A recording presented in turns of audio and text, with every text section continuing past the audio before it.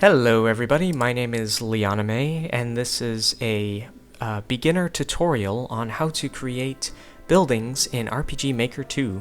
So let's get started. From the menu, go to File, New, and go to Beginner Mode so that we can load the preset data.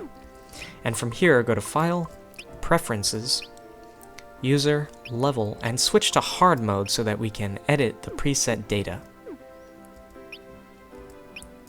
From the menu, go to Graphics, Building Editor. This is where you would create all of your buildings and structures in RPG Maker 2. Here you can see a database full of pre-made buildings. You can use any one of these buildings in your game if you wanted to. Let's go ahead and take a look at one of these. Here you can see a house. It's kind of small, but it looks really nice. I like that it's small. When I first played this game, I had a problem with small houses. I wanted everything to be huge, but then, I don't know, I guess it just grew on me. The small houses look kind of cute, and it just grew on me. I like small houses now. Anyways, you'll notice that there's a small opening here, and that's where your character could walk into it and, walk into it. On the side of the house, you'll see some vines. In RPG Maker 2, there are two types of textures you can apply to buildings. There are lower textures and upper textures. The wooden panels running horizontally is an example of a lower texture, and the vines on top of it is considered an upper texture. And I will show you how to apply textures later on. When you're creating buildings, you really have to keep an open and creative mind, because it takes a lot of imagination to create something. Of course, I don't have to tell you that. You can figure that out on your own. But the reason why I'm telling you this is because not only can you make houses using the building editor, but you can also make other things too, like bridges and gates and spaceships. And also, you can animate buildings using a script. So if you wanted to, you can create a spaceship and animate it. So don't think that you only have to create buildings or houses. Here's another example of what you can build. It's a bridge.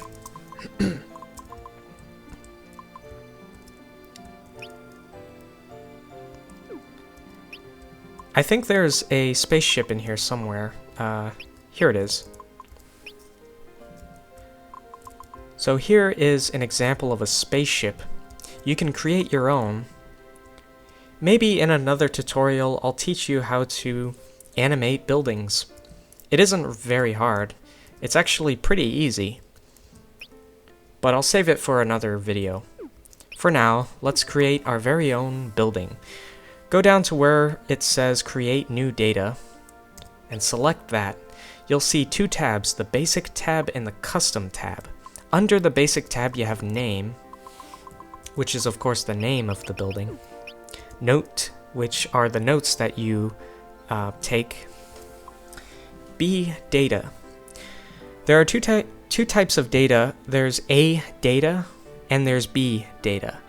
A data is what you're currently working on, and B data is something that has already been created. The purpose of loading B data is so that you can copy bits, parts, and pieces of it and paste it onto the A data. So essentially, you're just copying and pasting, and that's really all it is. It's a good way to save time and effort. I'll show you how to use that later on. At the bottom there, you can see blocks left. That's the limitation. That's how many blocks you can place. 512 is the limit. It's actually not that small. It's a pretty big, what am I trying to say? It's not a very big limit. It's 512 is a lot. That's all I'm trying to say.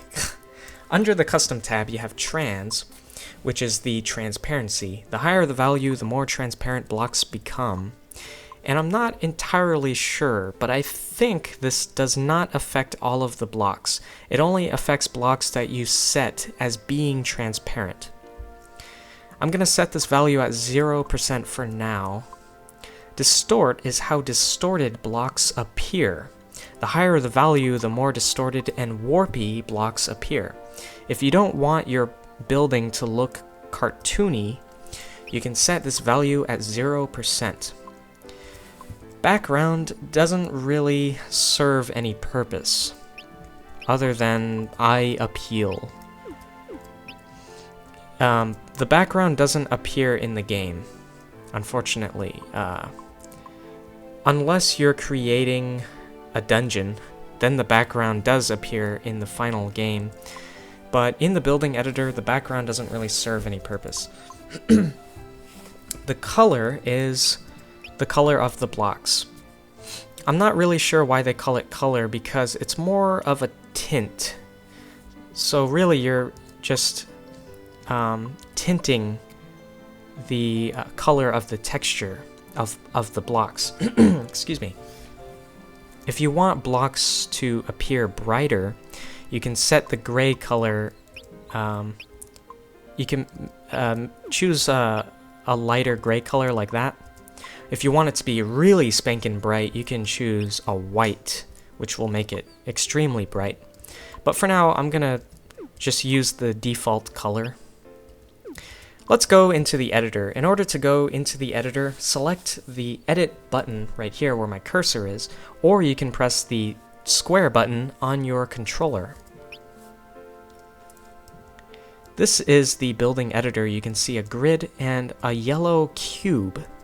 You can move this yellow cube by using the D-pad. And on the upper right, you can see the XYZ value. As I move the cube around, you can see those values changing. In order to go up and down, press the L1 button to go up. You can see the Z value going up, and L2 to go down. In order to move the camera, press and hold down the R1 button and use the D-pad. Like this. You can tilt up and down, and I can rotate. In order to zoom in and out, press and hold down R1 and use the, I think it's the left joystick, and I think you move it counterclockwise, I think? Not really sure. Either counterclockwise or clockwise, and that zooms it in and out. I'm gonna zoom in. Let's talk about textures. In order to apply a texture to your block, hold down the R2 button, and this thing appears, this sort of template thingy, and you can select a texture by using the D-pad. Notice how it only applies the texture to one side of the cube. If you want it to apply to all sides of the cube, you have to rotate the camera. So again, R1 and then use the D-pad, and that moves the camera. R2 to apply a texture. And then I'm just going to rotate the camera, select a texture, rotate, rinse and repeat. And if you want to apply it to the top of the cube, you would have to rotate, tilt the camera like this, and then select a texture. There's no point in applying a texture to the bottom of the cube, because most likely the player will not see the bottom of the cube, so it's a useless effort. In order to place the cube, press the X button. You have to press it twice. You press it once to set up a starting position, move the cursor, and decide where you want the ending position. And when you're content with the ending position, you can press the X button a second time to confirm the placement of the blocks. Just like that. You could also do this. I'm gonna select my starting position, move the cursor, and also I'm gonna go up by pressing L1. It's a good way to save time and effort. instead of placing blocks one at a time, which would take forever, you can place hundreds of blocks. I've talked about lower texture, now I'm going to talk about upper texture. We've applied our lower texture. In order to apply an upper texture, press and hold down R2 and press R1. You don't have to hold down the L1 button, but you do have to hold down the R2 button. So the upper textures are here, and you can select it by using the D-pad again. I'm going to apply some vines on my building, like that. Now I'm going to talk about modes. I'm not really sure if it's called modes. I call it modes, I don't know what it's called. But in order to copy and paste blocks, press and hold down the square button, and on the D-pad, press the left button. And that goes into copy mode. Press X to set up the starting position, move the cursor. When you're content with the position, press X again to confirm. And it automatically goes into paste mode for you. So you don't have to go into paste mode. And you can move your cursor around and paste it wherever you want. And press the X button to place it. If you want to delete blocks, press and hold down the square button, and on the D-pad, press the down button. Press X to set up the starting position, move your cursor, and when you're content with the end position, press X again to confirm. Sounds a lot more complicated than it is. I'm going to go back to edit mode. To go back to edit mode, press and hold down the square button and press up on your D-pad. I'm going to explain shapes. In order to choose a different shape, see, because right now we have a cube, but there are different shapes in RPG Maker 2. Press and hold down the triangle button. That will display different shapes that you can choose, which is pretty cool. When you're content with the shape, you can let go of the triangle button. And let's see. You can rotate shapes by pressing down and holding the triangle button and using the joystick. I think it's the left joystick. You can move it counterclockwise or clockwise, and that'll rotate the block. In order to flip the block, press and hold down the triangle button and press L3, and that'll flip the block. Just like that. That'll be useful for some buildings. But right now I'm going to flip it back. Let's see. Now I'm going to explain B data. I'm going to exit out of here for now. I'm going to go to the basic tab where it says B data. I'm going to choose a pre-made building. These are buildings that are already completed. I'm going to choose a log cabin. You can also choose a dungeon if you want to. For now, I'm just going to choose a building and go back into the editor. To load B data, press and hold the square button and press down L3, which is the joystick, the left joystick. Press it inward. So here's the B data. Your A data is gone, but don't worry, it's still saved.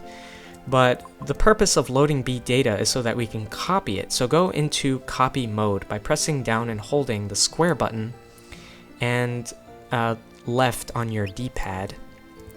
I'm going to set my starting position, move my cursor, go up by pressing L1, and then pressing X again to confirm what I would like to copy. So now we have a part of the log cabin. Now we have to go back to the A data. In order to do that, do the same thing as you did before. Press square and L3, and that'll go back to the A data. In order to rotate, I think I already explained this, to rotate the blocks, hold down triangle and use the joystick.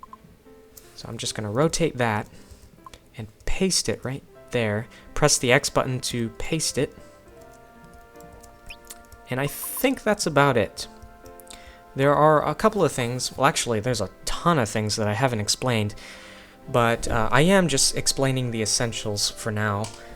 If you want to look up all of the controls for the building editor, in your manual on page 6 it has a whole list, so you can go ahead and look at that. In order to go to view mode, press and hold down the square button and press R1. This is, whoops, accidentally exited out. This is view mode. It takes away the grid. That's the whole purpose of view mode. You can also take away the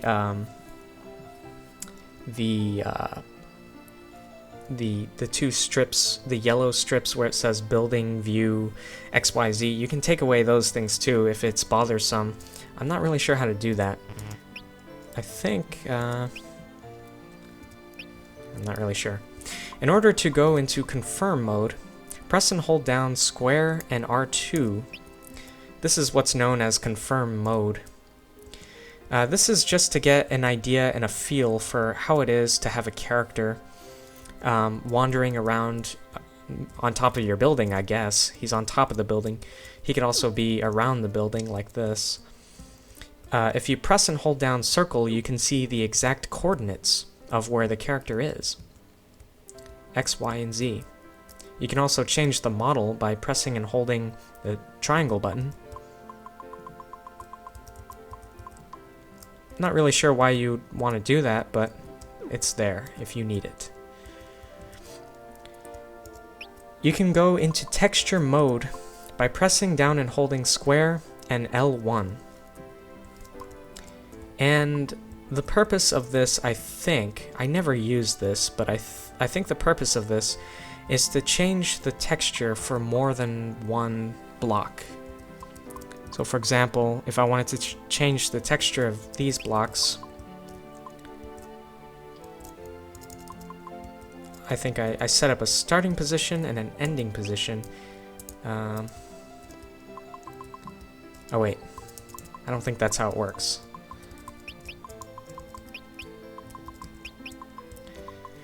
Alright, well I'm not really sure how to use that, but that's okay. I've shown you the essentials.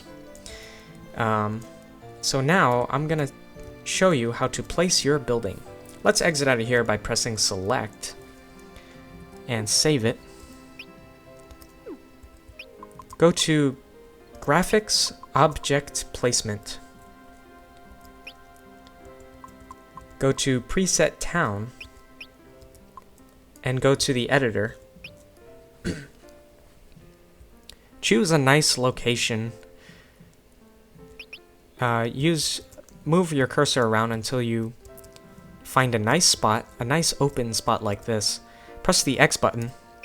At the bottom there you can see it says CHR, which stands for character, and it says hero. That's the model, or the model. You can toggle between character, object, and building by pressing the square button. I'm going to press the square button right now. You can see that now it's an object. OBJ stands for object, and it's a model of a barrel. Press the square button again, and you'll toggle to building. BLD, which stands for building. And go through it until you see your building. Most likely, it'll be at the very end. So on your D-pad, press the left button, and right there's your building. And you can place it by pressing the X button. Also, you can rotate it by pressing and holding down the triangle button and using the joystick to rotate it. I think I'm going to rotate it there. Press the X button to confirm. To exit out, press select. Update data and exit. Now I'm going to do something. This is not part of the tutorial, but I'm just going to set my starting point. I'm going to move it over here.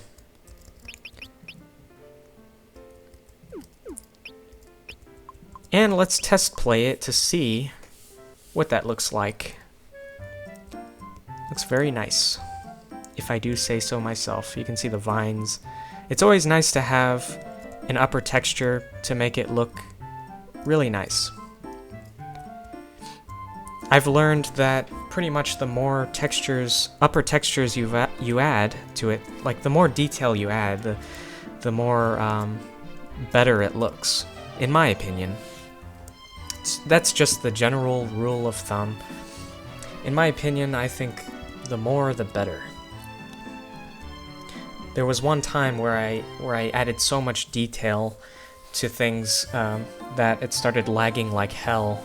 And of course that can always be a bad thing if it starts lagging, but generally I think the more you have the better. Up until it starts lagging, then I guess that means you've added too much detail. I'm not just talking about textures, I'm also talking about objects and events in that regard. I can't imagine it would start lagging if you add too many upper textures on your building. Who knows, it might, I don't know. I'm gonna exit out of here, and that will be the end of the tutorial. So, thank you for watching. Good luck. There's one more thing I forgot to mention. Well, there's probably a lot of things I forgot to mention, but one of the more important things is that if memory is a big issue for you, and you're running out of memory, or if you want to save memory, make sure to delete unnecessary blocks. What I mean by unnecessary blocks are blocks that do not show up, that do not appear to the player. Like, for example, there are blocks inside of this building that are not necessary. These blocks, to be exact. I'm gonna delete these. You probably can't see them because they're inside, but there, I just got rid of like 4 or 6 blocks just then, and that'll save me some memory. Probably not a lot of memory, but in the long run, it does save you quite a bit of memory.